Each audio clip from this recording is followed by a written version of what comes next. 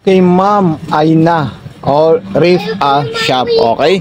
Ma'am Aina, ito na po yung pa-previous natin. Meron po akong malit na papel dito para sa mga contact information namin. If ever meron po kayong kailangan dito sa sewing machine, magpapaturo, magpapa-full video tutorial, or magpapa-guide ito. Ito po yung foot kindle natin, ma'am. At ito po yung another freebies natin para sa free circuit at screwdriver natin po, ma'am. Okay, screwdriver, then button holder guide, straight line, exclusive for zigzagger at zipper put. Okay, so ayan po siya, ma'am Aina. Okay, so ang gagawin natin dito, magpo-full setup po tayo, ma'am Aina, kung paano po natin siya isasaksak sa wiring diagram po natin, ma'am Aina. Okay, so unang-una po, ma'am, i-open muna natin ito, ma'am, para dito sa ating sewing machine. Dito po yung saksakan natin dito, ma'am Aina. Ayan. Okay. So, ito pong ano natin, ma'am Aina, is isasaksak natin sa mismong transformer natin, ma'am. Ayan. Ito po yung transformer natin. At dito po natin yan, ma'am Aina, isasaksak. At lulos natin yung wire natin. At itong wire ng transformer para sa regular outlet natin, ma'am. Okay, so ayan, nagkaroon na po siya ng power on and off. Okay. Sumunod dito po, ma'am, ang gagawin po natin dito, ma'am, tayo po ay maglalagay ng sinulid mula sa itaas, papunta sa needle, then sa bobbing. Okay. So ganito po siya, ma'am, ayan na yung gagawin natin muna. Meron po tayong stick thread dito, ma'am. Okay, so nandito po siya, ma'am. Ilalagay ko dito, ma'am, pagkatapos, ha, yung stick thread natin.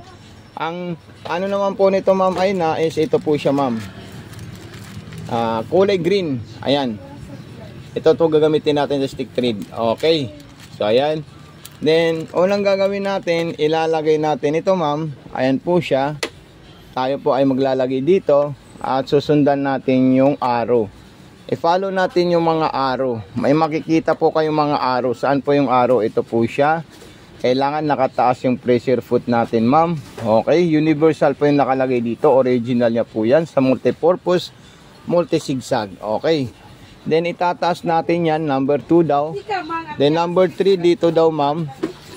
Diretso na po dito, ma'am. Ayan. Okay, then pagkatapos ipapasok na natin sa butas ng karayom. Ano yung butas ng karayom? Straight line po siya, ma'am. Dire-diretso na po dun sa likod. Yung po yung butas ng karayom natin, ma'am Aina, ang paglalagay natin dun. Okay, so okay, final na po ito, ma'am Aina, para makita nyo po yung performance ng ating sewing machine na Janome brand. Ayan.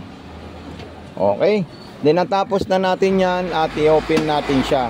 Paano natin siya i-open po, ma'am? Ganito po siya, ma'am. Okay po, ma'am Aina, so naipasok na natin sa butas ng karayom. Isusunod next step natin is yung sa ilalim. Tatanggalin natin, i-press natin ito. Ito po siya, ma'am. Ayan. Ito po yung bobbing natin. At doon po tayo magre-refill ng sinulid. Tatanggalin natin yan. Ganito po siya, ma'am. Ayan. Okay, so itutulak natin dito. Itatali natin yung sinulid natin, ma'am.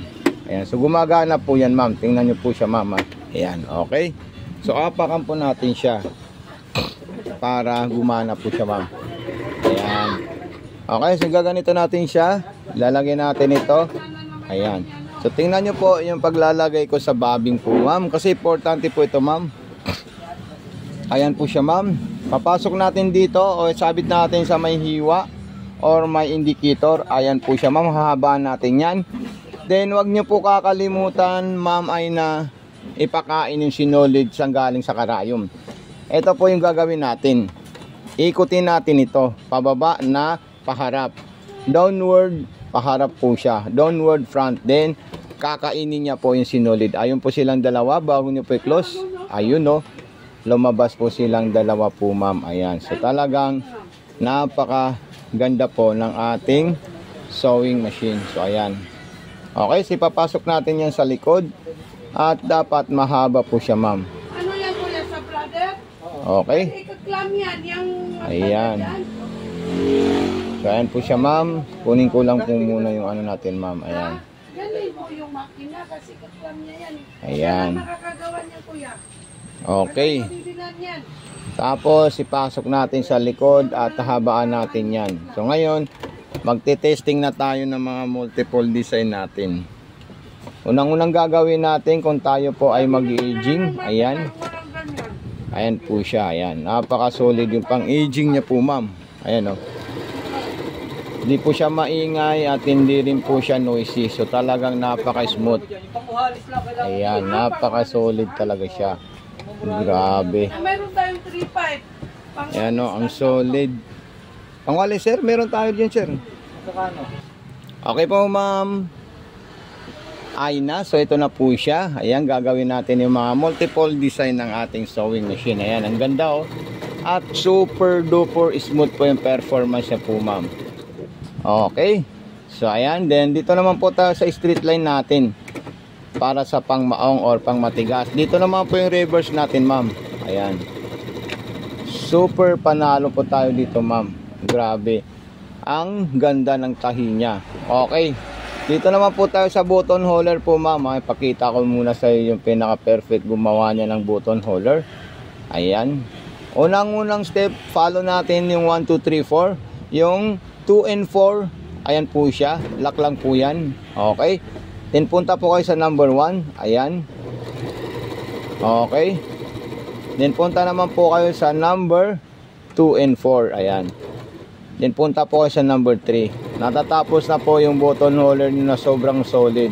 Ayun, no. Kahit hindi nyo na po gamitin yung button holder guide na libre. Dahil ito ay talagang solid na solid po siya, ma'am. Okay. So pa-unbox po ako dito, ma'am Aina. If ever na ma-receive nyo po ito, huwag nyo muna i-open. Mas maganda po na nakaseal po yung unit natin. Tapos i-unbox nyo po siya na nakaseal.